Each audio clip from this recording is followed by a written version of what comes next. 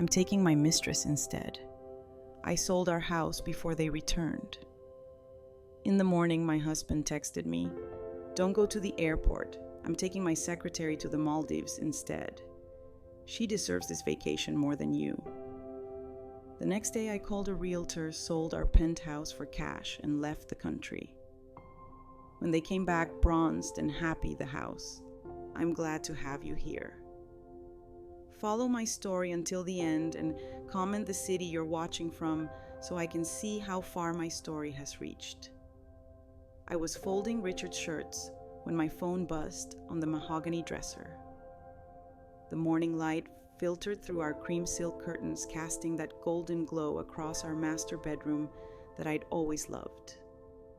25 years of marriage, and I still took pride in keeping everything perfect for him. The shirts were crisp, white cotton, still warm from the iron, and I was arranging them in his suitcase with the same care I'd shown for every business trip, every vacation, every detail of our life together. We were supposed to leave for the Maldives in 3 hours. Our second honeymoon, Richard had called it. After months of him working late, coming home exhausted and distant, I thought this trip might restore something between us. I'd spent weeks planning every detail, researching the resort, packing his favorite cologne, even buying new lingerie that made me feel foolish at 55, but hopeful nonetheless. The phone buzzed again. Richard's name appeared on the screen, and my heart did that little skip it still did after all these years. Even now, even when things felt strained between us, I loved him. I swiped to open the message, expecting maybe a reminder about our departure time or a sweet note about our upcoming getaway. Instead, I read words that shattered my world in an instant.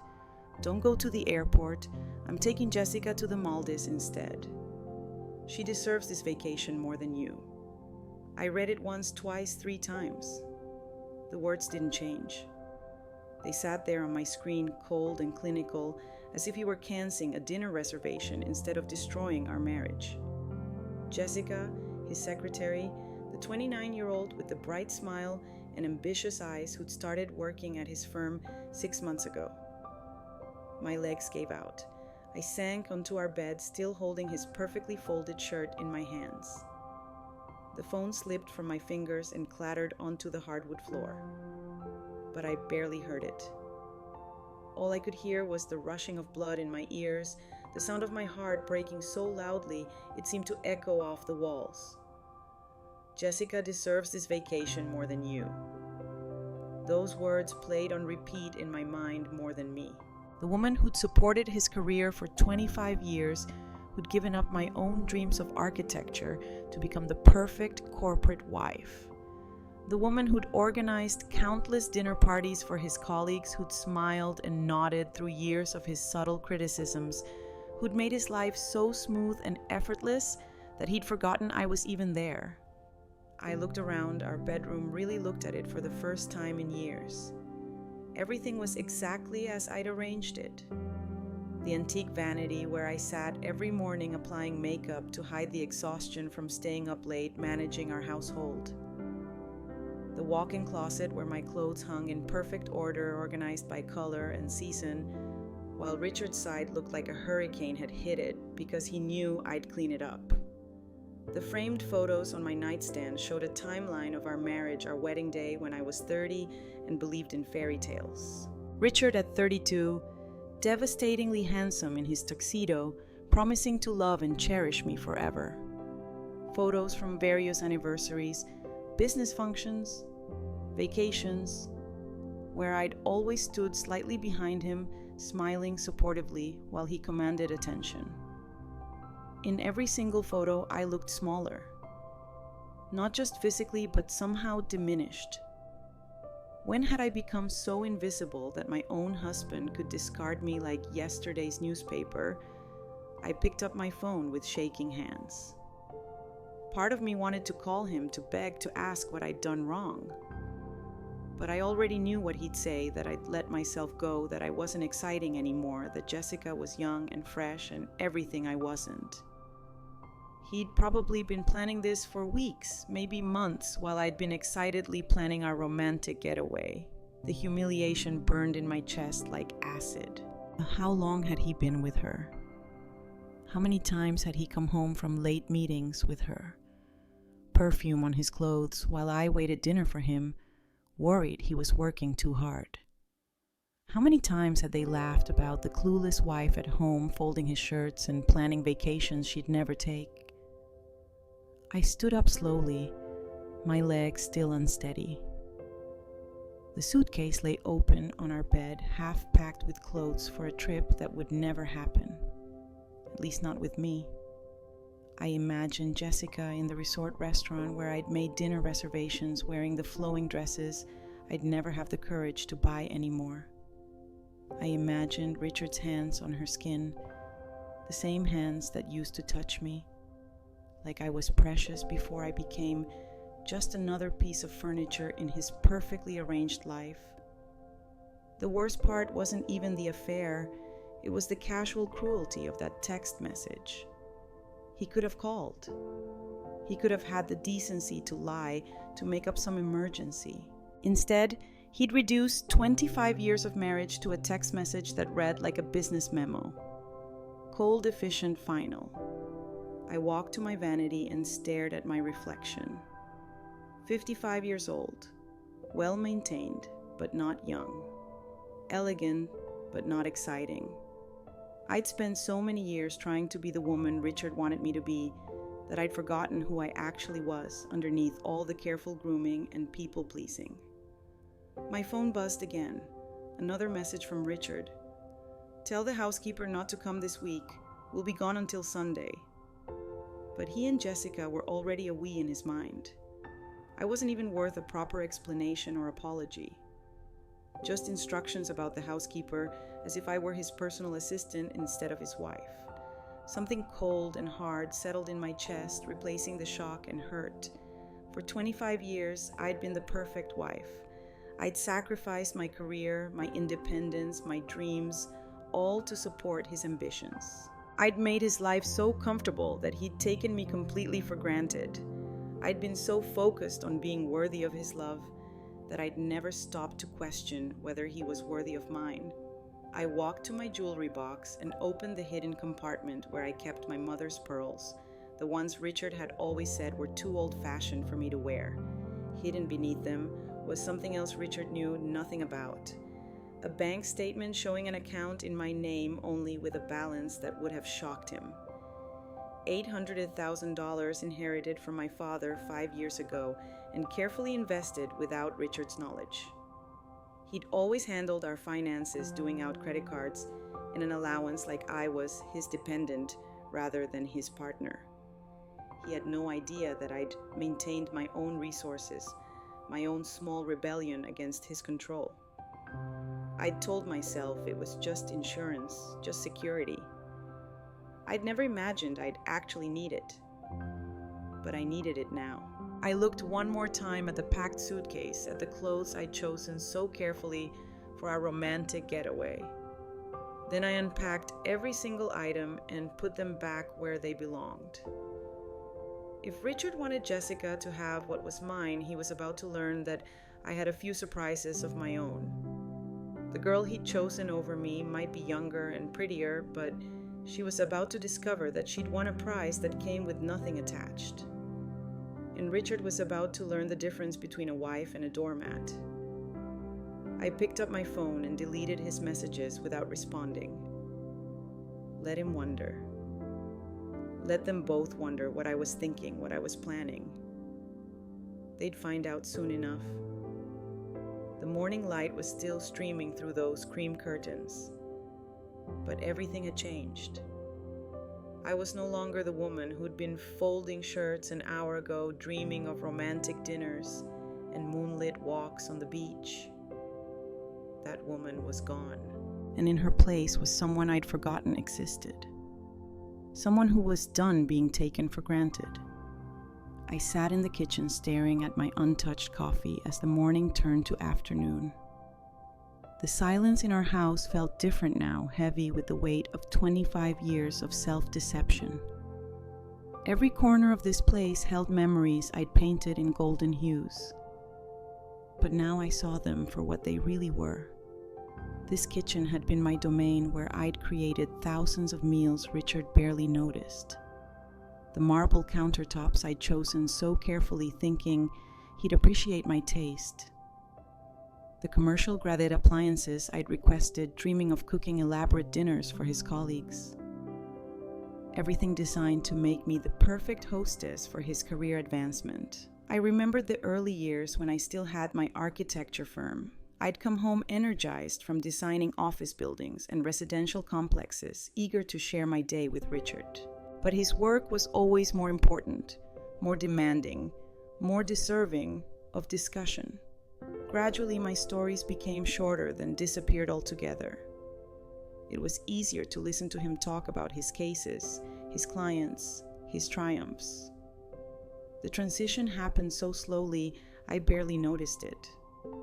First, it was missing one client meeting because Richard needed me at a firm dinner. Then it was postponing a project deadline because he was stressed and needed my attention. Within 2 years of marriage, I'd restructured my entire business around his schedule.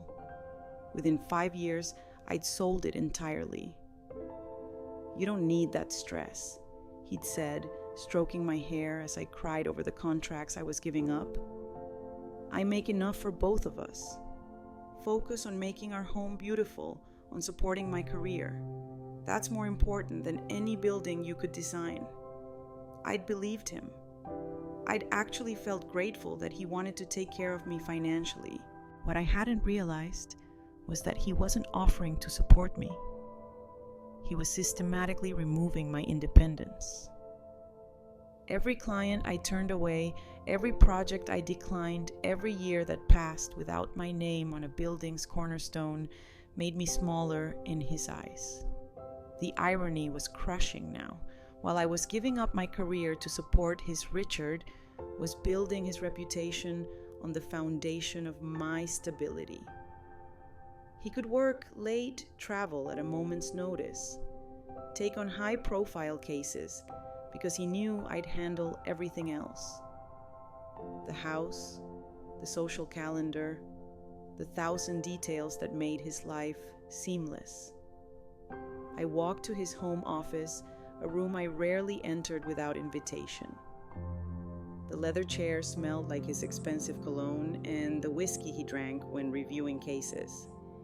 His desk was covered with legal briefs and contracts, but what caught my attention was his computer screen still open to his email. I shouldn't have looked, but I did. The emails between Richard and Jessica went back months. Not just work correspondence, but increasingly personal messages that made my stomach turn. It started professionally enough, but gradually became flirtatious, then intimate. Reading their exchanges was like watching my marriage die in real time. "Working late again tonight, Margaret won't even notice. She's usually asleep by 10 anyway. Can't wait to take you somewhere beautiful. You deserve to see the world, not just this boring office. She's not like you, Jess. She's become so predictable, domestic. You make me feel alive again."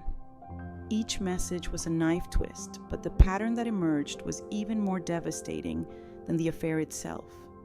Richard had been systematically devaluing me in his own mind, creating a narrative where I was the problem. I wasn't exciting enough, passionate enough, young enough. I'd become a burden he was graciously bearing instead of the partner who'd made his success possible. I scrolled further back to emails from years ago. Other women's names appeared. Not Jessica, but Sarah, a paralegal. Before her, Amanda from accounting. The details were different, but the pattern was identical. Richard discarding each woman when the novelty wore off, when they started wanting more than secret meetings and hidden affection. My hands were shaking as I closed the laptop. This wasn't just about Jessica. This was about who Richard really was, who he'd always been. I'd spent 25 years believing I'd somehow failed him, that I needed to be more interesting, more attractive, more worthy of his love. But the truth was simpler and more devastating. Richard was incapable of loving anyone more than he loved the excitement of conquest. I walked upstairs to our bedroom and opened my jewelry box again. Beneath my mother's pearls was the bank statement, but under that was something else I'd hidden for years. A letter from my father written just before he died.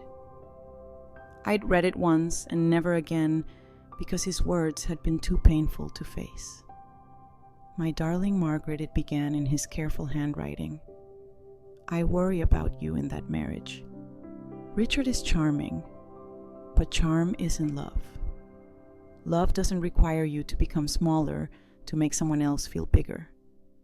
Your mother and I raised you to build things, to create, to take up space in the world. Don't let anyone convince you that you're meant to be invisible." He'd seen what I'd refused to acknowledge. My father, who'd built his construction business from nothing, who'd recognized ambition and drive, had spotted Richard's fundamental selfishness immediately. But I'd been so infatuated with Richard's sophistication, his confidence, his promises of the life we'd built together, that I dismissed my father's concerns as old-fashioned protectiveness. My father had left me that money not as an inheritance, but as an escape route. His accompanying note was brief but clear. "For when you remember who you really are."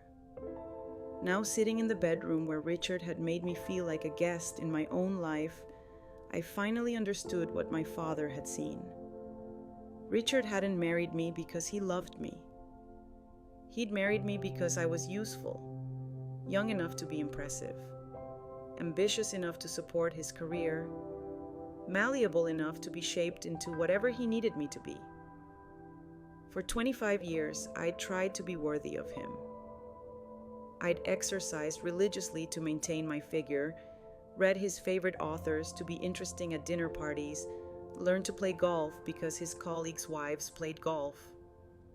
I'd turned myself inside out, trying to be enough for a man who was fundamentally incapable of seeing me as enough. The worst part was how I'd participated in my own erasure. When Richard criticized my cooking, I took classes. When he suggested I was getting too comfortable in my appearance, I hired a personal trainer. When he implied that my opinions weren't sophisticated enough for his colleagues, I stopped sharing them. Every criticism had been a chisel, and I'd helped him sculpt away pieces of myself until there was almost nothing left. But not quite nothing. Hidden beneath years of people-pleasing and self-doubt was the woman my father had raised. The woman who'd built a successful architecture firm before I was 30. The woman who designed buildings that still stood across the state. Even though Richard had convinced me they didn't matter. I walked to the window and looked out at our neighborhood.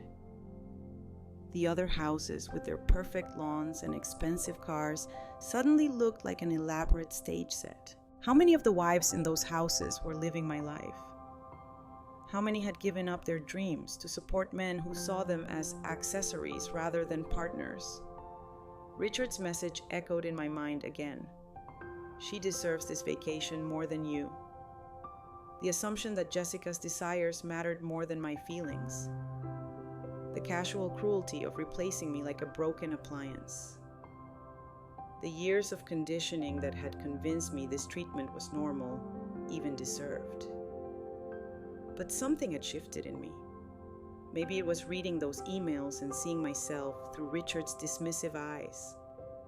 Maybe it was finding my father's letter and remembering who I'd been before I'd tried to become who Richard wanted. Maybe it was simply reaching the end of my capacity to accept unacceptable treatment. I wasn't going to beg to choose me over Jessica. I wasn't going to fight for a man who'd already decided I was disposable. I wasn't going to waste another moment trying to prove my worth to someone who was fundamentally incapable of seeing it. For the first time in decades, I was going to choose myself. I opened my laptop and began researching something I'd never imagined I'd need to know: how to quickly liquidate assets and disappear. The house, the joint accounts, the life we'd built together. It was all going to change. Richard thought he held all the cards, but he'd forgotten something crucial. My name was on everything that mattered, and I was done being invisible. The documents were spread across my kitchen table like pieces of a puzzle I'd never bothered to solve. Property deeds, insurance papers, bank statements, 25 years of paperwork that Richard had always handled while I focused on being the perfect wife. Now, for the first time, I was reading every single page with the attention I should have given them years ago. What I discovered made my hands tremble. The house, our beautiful colonial, with its manicured gardens and impressive facade, was solely in my name. I stared at the deed, reading it 3 times before the reality sank in. During the mortgage application process back in 2003, Richard's credit had been temporarily damaged by a client's defaulted payment. His lawyer had suggested putting the property in my name to secure better terms with the understanding that we'd transfer it to joint ownership later. We never did. For 20 years, I'd lived in this house believing it was ours, making decisions with Richard about renovations and improvements, while legally it belonged entirely to me. Richard had been so focused on his career, so confident in his control over every aspect of our lives that he'd forgotten this crucial detail. Or perhaps he'd assumed it didn't matter, because he'd never imagined I'd have the courage to use that power. I pulled out my phone and called Patricia Wells, the real estate agent who'd helped us find this house 2 decades ago. She was still in business now, running one of the most successful agencies in our area. Her voice was warm when she answered, remembering me immediately. "Margaret, how wonderful to hear from you. How are you and Richard doing?" "Actually, Patricia, I need to ask you something confidential. Hypothetically, if someone needed to sell a house very quickly, say within 48 hours, what would that look like?" There was a pause. Patricia had been in real estate long enough to recognize the tone of a woman whose life was falling apart. "Hypothetically," she said carefully, "it would mean accepting significantly below market value." "Are you in some kind of trouble, dear?" "Not trouble," I said, surprising myself with how calm I sounded. "Freedom." I explained the situation in broad strokes. Not the affair, but the need for immediate liquidity and complete discretion. Patricia listened without judgment, her professional instincts kicking in. "Your house would normally sell for around $200,000, she said. "For a cash sale within 48 hours, you'd probably need to accept $900,000, maybe $950 if we're lucky. It's a significant loss, but if you need out quickly, $900,000, it seemed like an enormous sum and a devastating loss at the same time. But what was the alternative? Stay married to a man who discarded me via text message, fight for half of assets that I'd helped build while he rewrote history to make me the villain. "Patricia, I said I want to list it today. Cash offers only." Another pause. "Margaret, are you absolutely certain? Once this process starts, there's no going back. And Richard does he know. The house is in my name only," I said. I checked the deed twice. Richard's signature isn't required. I could almost hear Patricia's sharp intake of breath. She'd been in real estate long enough to see messy divorces, but this was different. This was a woman taking nuclear action before the war had even been declared. "I'll be there in an hour," she said. "And Margaret, whatever Richard did, he's an idiot." While I waited for Patricia, I opened my laptop and logged into our joint checking account. Richard had always handled the finances, giving me a credit card and an allowance like I was his teenager daughter rather than his wife, but I'd paid attention over the years, and I knew exactly how much we had and where it was. The checking account held $35,000. Our savings account had another $60,000. There was also a money market account with $40,000 that Richard thought I didn't know about. All of it was in both our names, which meant I had every legal right to access it. I transferred every penny to my private account. It felt like the first truly rebellious thing I'd done in my entire marriage. For 25 years, I'd asked permission for every purchase, justified every expense, lived within the boundaries Richard had set for me. Now I was taking back resources I'd helped earn through my unpaid labor as his personal assistant, housekeeper, social coordinator, and emotional support system. My phone buzzed. Another message from Richard. Hope you're not sulking. This is good for both of us. You can finally stop pretending you enjoy travel. The casual cruelty of it took my breath away. Not only had he replaced me, but he was rewriting our history to justify it. All those trips where I'd planned every detail, researched restaurants and attractions, packed and unpacked for both of us. Now I was the one who'd never enjoyed traveling. All those times I'd bitten my tongue when he'd criticized my choices or dismissed my preferences. Now I was the one who'd been pretending. I deleted the message without responding. Let him enjoy his romantic getaway with Jessica. Let them toast their bright future over champagne I'd helped pay for. They'd have plenty of time to celebrate before they realized what was waiting for them at home. Patricia arrived exactly 1 hour later, a whirlwind of efficiency and empathy. She was in her 60s now, her hair silver instead of the blonde I remembered, but her eyes were as sharp as ever.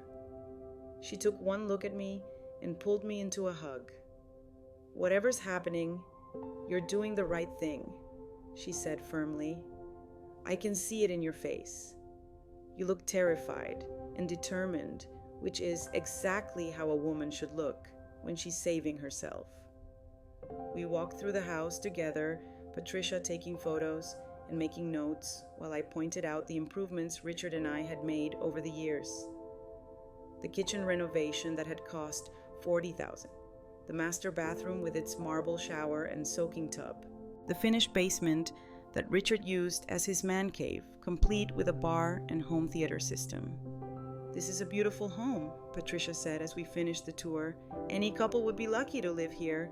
It's going to break my heart to see it sell for less than it's worth. It's just a house, I said, and meant it. I'd rather be free than rich. She squeezed my hand. I know several investors who buy properties like this for renovation and resale. They pay cash and move fast. Let me make some calls. Within 3 hours, Patricia had 2 serious offers. The first was for $875,000 available for closing within 5 days. The second was for $900,000 with closing scheduled for the next afternoon. I chose the second option without hesitation. Are you sure you don't want to wait and see if we can get a better offer? Patricia asked. I know this feels urgent, but even another day might... No, I interrupted. Tomorrow afternoon, I want this done before they come back from their trip. That evening, I began the process of erasing myself from the life I'd built with Richard. I called our housekeeper Maria and told her to take the week off with pay. I couldn't bear the thought of her arriving to find the house empty and wondering what had happened to the family she'd served for 8 years. I went through our photo albums, taking only the pictures of myself before marriage and a few family photos with relatives who were mine, not Richard's. Everything else are wedding pictures, vacation photos, images of dinner parties and corporate events. I left exactly where they were. Those weren't memories of my life. They were documentation of my performance as Richard's wife. In our walk-in closet, I packed only the clothes that felt like me. Not the conservative suits Richard preferred for corporate events or the cocktail dresses he'd chosen for firm parties, but the casual clothes I wore when he wasn't around.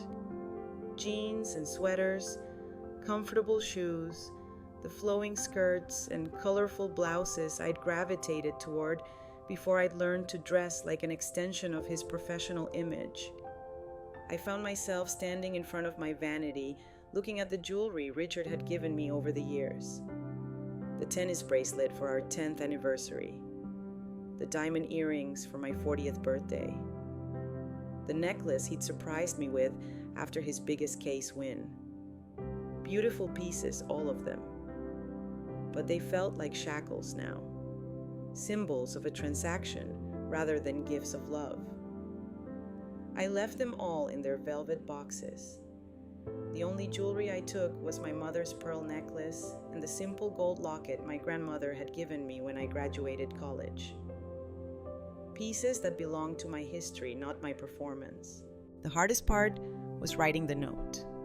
I must have started it 20 times, trying to find words that would explain 2.5 decades of growing disappointment, the slow erosion of my sense of self, the moment when his casual cruelty had finally shattered my willingness to accept the unacceptable.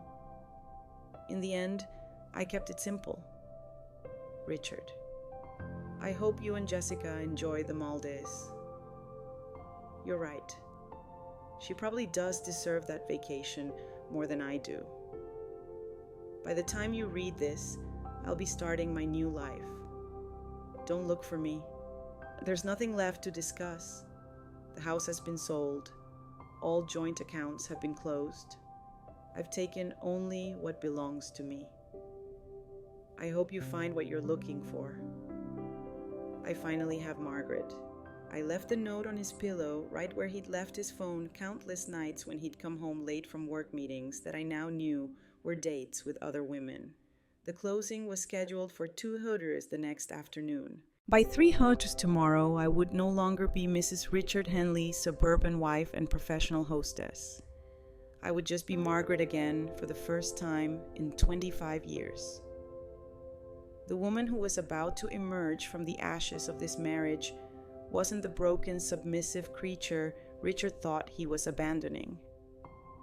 She was the architect who'd once designed buildings that changed skylines.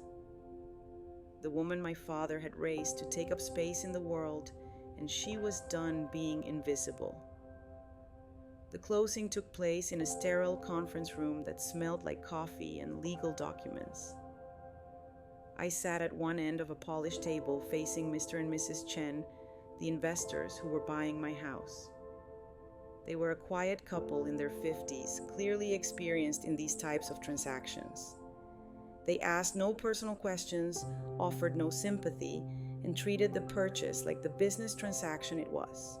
Patricia sat beside me, occasionally squeezing my hand when the reality of what I was doing threatened to overwhelm me.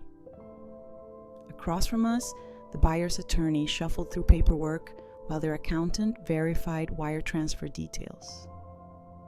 Everything was moving with the efficient precision I'd requested, but sitting there felt surreal. 20 years of memories reduced to signatures on legal documents.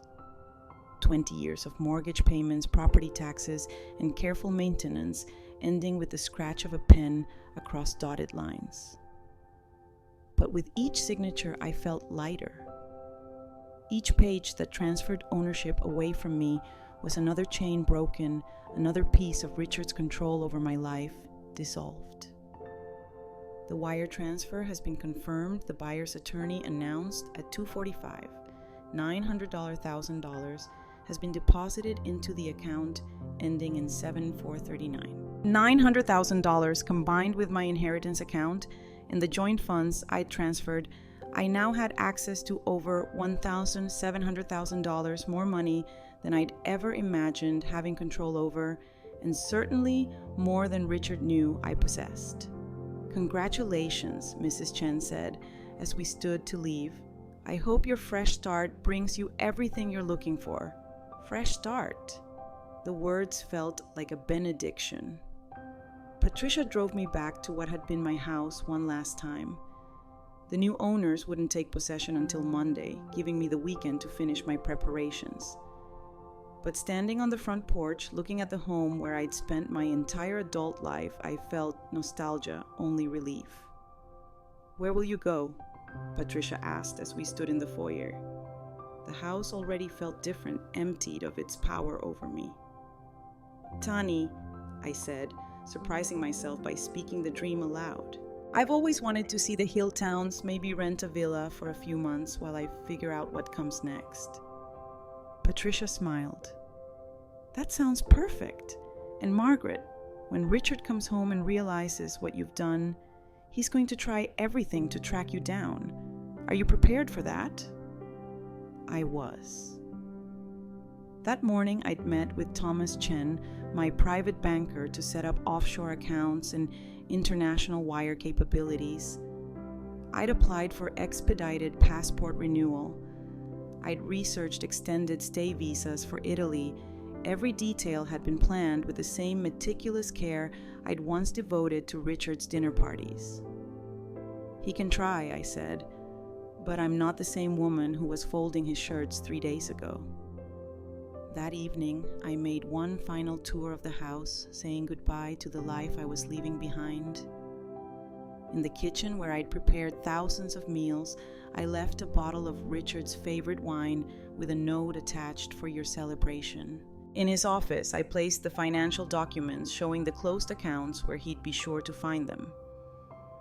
I wanted him to understand exactly what had happened and exactly who had done it. But the real message was in my absence itself. Richard had spent 25 years teaching me that I was replaceable, forgettable, unworthy of basic respect. Now he would learn what life looked like when I actually disappeared. I slept that night in a hotel near the airport, my suitcases packed with only the essentials for starting over. The bed felt unfamiliar but not uncomfortable. For the first time in decades, I wasn't lying awake wondering if Richard was really working late or if I'd failed him somehow. I wasn't planning his schedule or worrying about his needs or trying to anticipate his moods. I was thinking about myself, about the woman I'd been before marriage, and the woman I might become now that I was free to discover her again.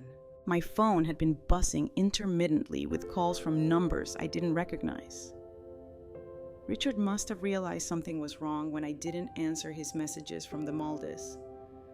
But I'd already changed my number and forwarded my mail to a service that would hold everything until I decided what I wanted to keep from my old life. The next morning, I boarded a flight to Florence with nothing but carry-on luggage and a heart that felt lighter with every mile between me and the life I was leaving behind. As the plane lifted off, I looked down at the Connecticut landscape where I'd spent half my life trying to be someone else's idea of perfect. I'd spent the flight researching properties in Tuscany, virtual touring villas and apartments online. By the time we landed in Italy, I'd found what I was looking for. A restored farmhouse outside Montelsino, available for a 6-month rental. It had stone walls, a terrace overlooking rolling vineyards, and most importantly, no history of disappointment or compromise. The property manager, a warm woman named Francesca, met me at the villa with keys and a bottle of local wine. The house was even more beautiful than the photos suggested. Afternoon light streamed through tall windows onto terracotta floors. The kitchen was rustic but well-equipped, designed for someone who cooked for pleasure rather than obligation. The master bedroom had French doors that opened onto a private terrace where I could see nothing but olive groves and sky is beautiful. Yes, Francesca asked as we completed the tour. You will be happy here. I think the house. She welcomes women who are finding themselves as if this process was common enough that the house had developed a specialty.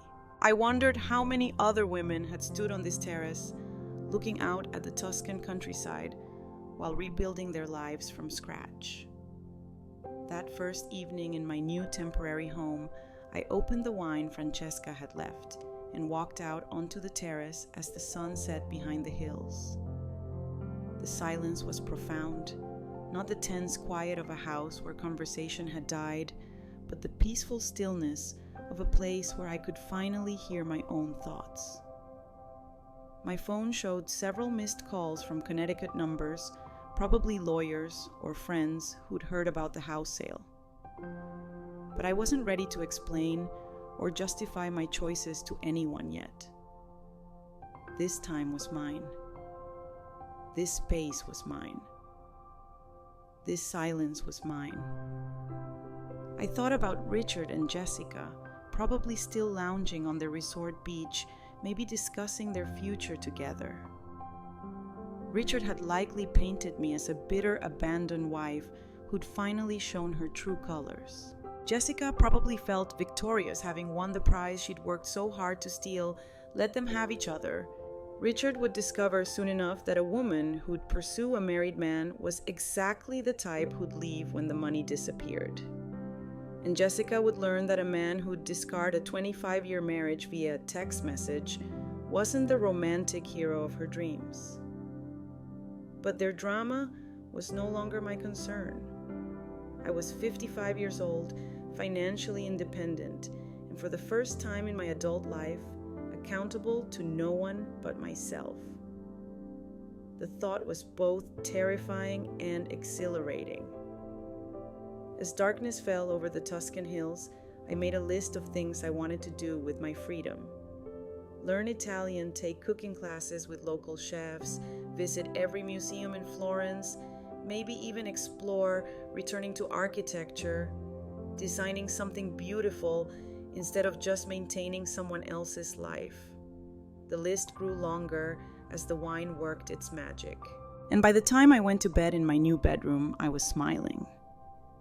Genuine happiness, not the careful performance I'd perfected as Richard's wife. Tomorrow, Richard and Jessica would return from paradise to discover exactly what I'd built while they were celebrating my replacement. But tonight, I was exactly where I belonged, in a beautiful place, answering to no one with nothing but possibility stretching ahead of me. For the first time in 25 years, I fell asleep excited about what the morning might bring. I'd been in Tuscany for exactly 1 week when my old phone, the one I'd kept but silenced, finally rang with a call I answered. Not from Richard, but from Patricia. Margaret, she said, her voice tight with barely contained amusement. You need to hear this. Richard came to my office this morning. I was sitting on my terrace with morning coffee, watching the mist rise from the vineyards below. The call felt like an intrusion from another world, but I was curious despite myself. Tell me, I said, settling back in my chair. He was. Patricia paused, searching for words. I've never seen a man so completely unhinged. He stormed into my office, demanding to know where you were threatening to sue me for participating in an illegal property sale. His face was this horrible red color, and he kept pacing around my office like a caged animal. I could picture it perfectly. Richard's carefully controlled facade cracking when he realized he'd lost control of the narrative. What did you tell him? The truth. That you're the legal owner of the property and had every right to sell it. That all paperwork was properly filed and the sale was completely legitimate.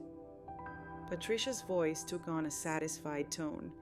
He kept screaming about how I'd helped you steal his house, and I finally had to remind him that his name wasn't on the deed. You should have seen his face when that sank in. I sipped my coffee, feeling oddly detached from the drama unfolding back in Connecticut. Did he say anything about Jessica? A long pause. That's the interesting part. He came alone. And when I asked about his vacation, he got this look. Margaret, I don't think his romantic getaway went as planned. Of course it hadn't. I'd known women like Jessica my entire life. Ambitious, calculating, always looking for the next opportunity. The moment she'd realized Richard wasn't the wealthy, powerful man she'd thought she was seducing, she would have started planning her exit strategy. He demanded your contact information. Patricia continued. When I refused, he threatened to have me investigated for ethics violations. I told him to call the police if he thought a crime had been committed. He stormed out, but not before telling me this wasn't over. After Patricia hung up, I turned off the phone completely. Whatever Richard was planning, whatever legal threats he was making, none of it could touch me here. I'd covered every detail, consulted with lawyers who specialized in asset protection, and made sure every action I'd taken was completely within my rights. But Richard's anger wasn't really about the legality of what I'd done. It was about the complete destruction of his carefully constructed world. For 25 years, he'd controlled every aspect of our marriage, from finances to social scheduling to how I presented myself in public. He'd trained me so thoroughly to seek his approval that he'd forgotten I'd ever been capable of independent thought. 3 days later, my Italian phone, a new number only Francesca and my banker knew, rang at 8 in the morning. The caller ID showed an international number I didn't recognize. Margaret Richards' voice was stripped of its usual commanding tone. "We need to talk." I should have hung up immediately. But there was something in his voice I'd never heard before. Genuine desperation. And I found myself curious about what version of Richard would emerge when his charm and control were stripped away. "How did you get this number?" I asked calmly. "I hired a private investigator." "Margaret, what you've done? This is insane. You've destroyed our entire life over a simple misunderstanding. A simple misunderstanding." Even now, even facing the complete collapse of his world, Richard was rewriting history to cast himself as the victim. "Is that what you're calling it? Look, maybe I handled the vacation thing poorly. Maybe I should have discussed it with you first, but selling our house, emptying our accounts, this is vindictive and cruel, and it's not like you. Not like me." He was right about that.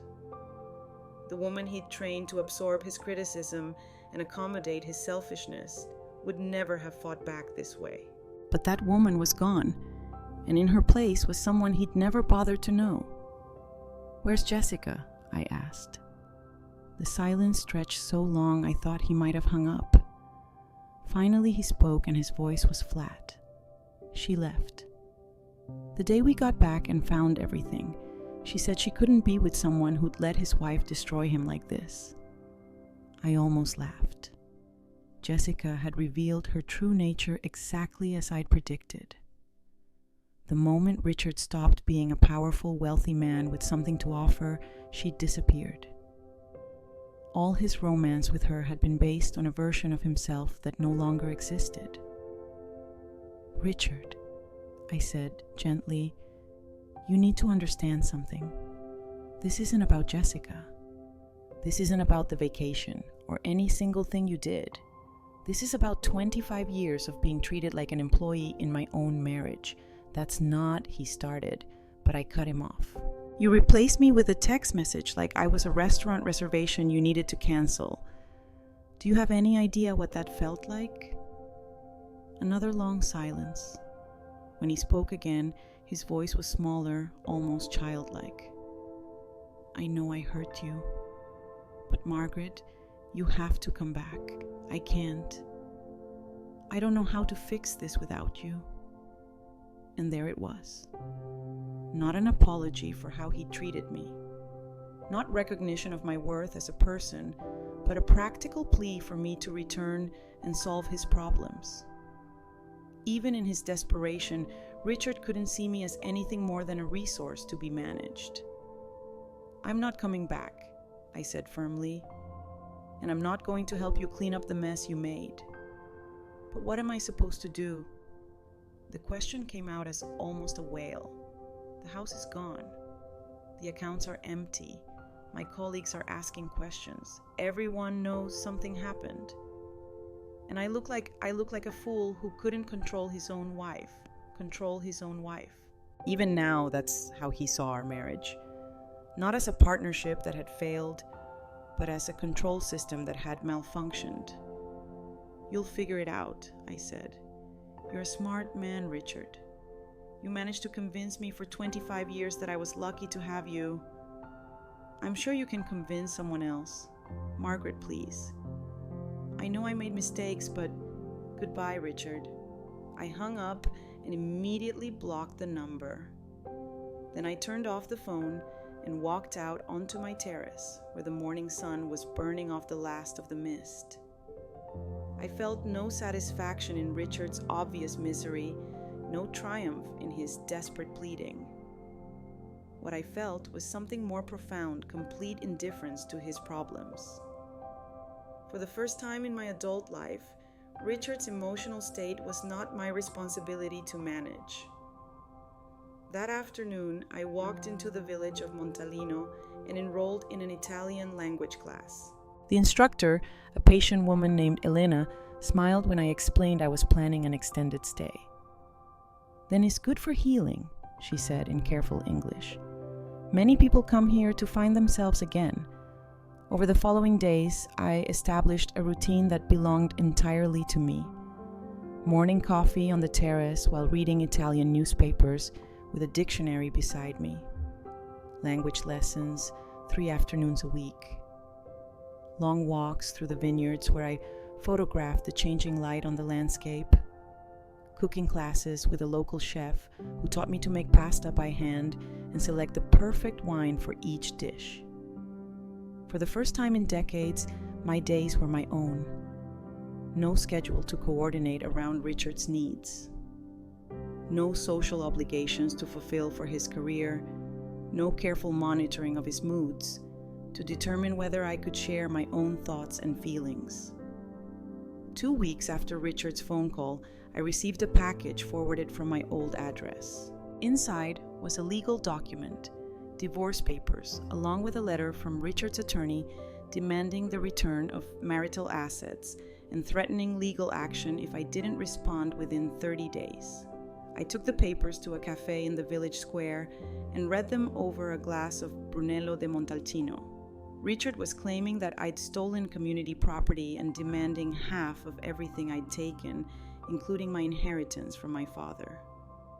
His lawyer had crafted a narrative where I was a vindictive wife who destroyed the family finances in a fit of spite. The irony was perfect. Richard, who'd spent our entire marriage controlling our finances and treating me like a dependent, was now claiming that money I'd inherited from my own father somehow belonged to him. Money he hadn't even known I possessed until I used it to escape him. I folded the papers and put them in my purse. Tomorrow, I'd call the lawyer I'd retained before leaving Connecticut and let her handle Richard's threats. Tonight, I had dinner plans with Elela Nena and her husband Marco, who'd invited me to their family's Sunday meal. As I walked back to my villa through the golden evening light, I realized something remarkable had happened. Richard's desperate phone call, his legal threats, even the knowledge that our divorce would probably be messy and expensive, none of it had the power to upset me anymore. I'd spent 25 years walking on eggshells around his emotions, managing his reactions, living in fear of his disapproval. Now even his rage couldn't touch the peace I'd found in this simple life I was building for myself. Richard could keep his anger, his lawsuits, and his need to blame me for the consequences of his own choices. I had something infinitely more valuable: the freedom to discover who I really was when no one was watching, judging, or trying to control me. And that freedom, I was learning, was worth every penny it had cost me to buy it. 8 months later, I barely recognized the woman I'd been when I'd first stepped off that plane in Florence. The Margaret who'd folded shirts with trembling hands while reading her husband's cruel text message felt like a character from someone else's story. I was standing in my kitchen. My permanent kitchen now, having purchased a small villa in Montesino after falling in love with the peaceful rhythm of village life. When my Italian phone rang, the caller ID showed my American lawyer's office number. Margaret. Sarah's voice was crisp and satisfied. "I have news about the divorce settlement. Are you sitting down?" I leaned against the stone counter I'd chosen myself in the home I'd bought with my own money, surrounded by pottery I'd learned to make in the local artisan workshops. "I'm ready." Richard's attorney called this morning. They're withdrawing all financial claims and accepting the terms we proposed. No alimony, no asset division, clean break. He'll pay his own legal fees. I smiled, remembering the elaborate financial demands Richard had made initially. He'd wanted half of everything, including my inheritance, claiming I'd stolen marital assets. His lawyer had painted a picture of a vindictive wife who destroyed the family finances in a fit of jealousy. "What changed his mind?" I asked. Sarah laughed. "Your private investigator's report arrived yesterday. Apparently, Richard's been quite busy since you left. 3 different women in 8 months, including his current girlfriend who's been posting photos of herself in your old jewelry on social media. His law firm is also investigating some irregularities in his client trust account that date back several years." The jewelry stung a little. I'd left those pieces behind because they felt like symbols of transaction rather than love, but seeing them on another woman would still hurt. But the trust account issues didn't surprise me at all. Richard had always been careless about boundaries when they inconvenient him. The best part, Sarah continued, is that Jessica, remember the secretary, she's threatening to sue him for sexual harassment. Claims he promised to leave his wife for her and that she only went to the Maldives because she felt pressured to maintain the relationship or lose her job. I sat down my coffee cup, genuinely shocked. "Is she serious?" "Dead serious. Apparently, after you disappeared and Richard's world fell apart, Jessica realized she could spin their affair as workplace coercion. Smart girl, actually. She's positioned herself as another victim of Richard's manipulation instead of the other woman who helped break up a marriage." The irony was breathtaking. Richard, who discarded me so casually, was now facing the consequences of his pattern with women. Jessica wasn't the naive victim she was claiming to be. But she was right about one thing. Richard had used his position of power to pursue her, just as he'd used his position as husband to diminish me. "So he wants this divorce finished quickly and quietly," I said. "Very quietly. His reputation is hanging by a thread, and the last thing he needs is a messy court battle where more details about his personal life become public record." After I hung up with Sarah, I walked out onto my terrace and looked across the valley I'd come to think of as home. In the distance, I could see the vineyard where I'd started working part-time, helping with the harvest and learning about wine production. Next week, I was starting my new job as a consultant for a firm that specialized in sustainable architecture for historical renovations. My Italian had progressed from halting tourist phrases to genuine conversation. I had friends here, real friends who knew nothing about my old life except that I'd come to Tuscany to start over. Elena and Marco treated me like family, including me in their Sunday dinners and local festivals. Francesca, my former rental agent, had become a close friend who'd helped me navigate buying property and establishing residency. Most importantly, I'd rediscovered the woman I'd been before marriage. The architect who could look at a crumbling farmhouse and see its potential. The woman who could spend hours sketching design ideas or lose herself in the physical work of renovating her own home. The person who could sit in comfortable silence without feeling like she needed to entertain or accommodate anyone else. My phone rang again. This time it was an international number I didn't recognize, but something made me answer. Margaret. The voice was tentative, uncertain. Richard's voice, but stripped of all its old authority. "Richard." I kept my voice neutral. "Congratulations on the new girlfriend. I heard she's posting photos in my old jewelry." A long pause. "Margaret, I called to apologize. Really apologize. Not because my lawyer told me to, or because I want something.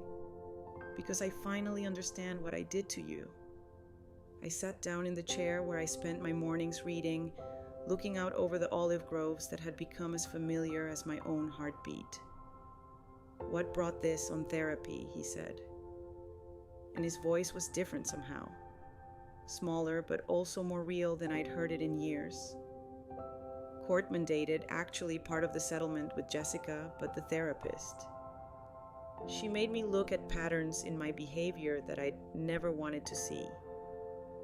I waited, curious despite myself. "I treated you like an employee," he said slowly, as if the words were difficult. "For 25 years, I treated the woman I married like she was staff. I criticized you, controlled you, dismissed your thoughts and feelings. I made you smaller so I could feel bigger." The admission was so unexpected, so unlike the Richard I'd known, that I felt tears prick my eyes. Not tears of sadness or forgiveness, but tears for the woman I'd been who'd needed to hear those words for so long. And then he continued, "When you finally stopped accepting that treatment, I told myself you were the problem, that you were vindictive and cruel instead of just done. Yes," I said simply, "I was done. I know I have no right to ask this, but are you happy? Really happy?"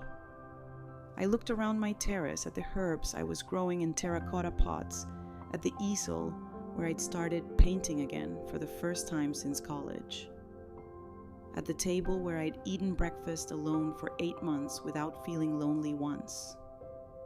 "I'm more than happy," I told him. "I'm free." "I'm glad," he said, and he sounded like he meant it.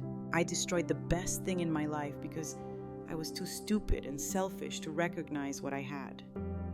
"You weren't stupid, Richard. You were exactly who you chose to be." Another long silence. Finally, he said, "Will you ever forgive me?" I considered the question seriously. Forgiveness wasn't about Richard deserving it or earning it. It was about me choosing to release the last ties that bound me to our shared past. "I forgive you," I said, "but I don't want to rebuild any kind of relationship with you. This conversation is closure, not a beginning. I understand." His voice was thick with emotion. "Margaret, for what it's worth, leaving you was the biggest mistake of my life." "No," I said gently. "Leaving me was the best thing you ever did for me." After I hung up, I sat on my terrace as the sun set behind the hills, painting the sky in shades of gold and rose that I'd learned to capture in watercolor. Richard's apology had been genuine, I believed, but it didn't change anything fundamental about my new life. I'd needed to escape him to discover that I didn't need anyone's approval to be worthy of love and respect. I'd needed to lose the life we'd built together to realize that it had never really been my life at all. It had been a performance I'd given for an audience of one who'd never appreciated it anyway. The next morning, I drove to Florence to meet with my new business partner, an Italian architect who specialized in sustainable restoration. We were proposing to transform a 15th century monastery into a retreat center for artists, preserving the historical integrity while making it fully accessible and environmentally sustainable.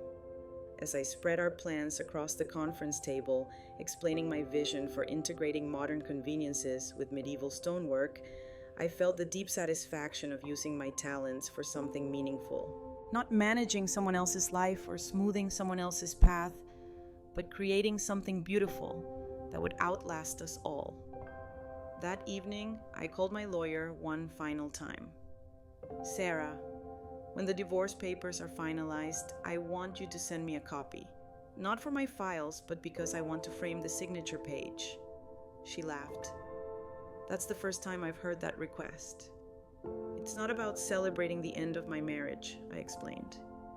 "It's about celebrating the beginning of everything that came after." As I hung up and began preparing dinner in my own kitchen, in my own home, in my own life, I realized that Richard had been wrong about one thing in his text message all those months ago. Jessica hadn't deserved that vacation more than me. I deserved this life, this freedom, this peace, this joy, and simple daily pleasures that belonged entirely to me. I deserved to discover that I was enough all by myself without anyone else's validation or approval. And now, finally, beautifully, completely, I had it. Now I'm curious about you who listened to my story. What would you do if you were in my place? Have you ever been through something similar? Comment below. And meanwhile, I'm leaving on the final screen 2 other stories that are channel favorites, and they will definitely surprise you. Thank you for watching until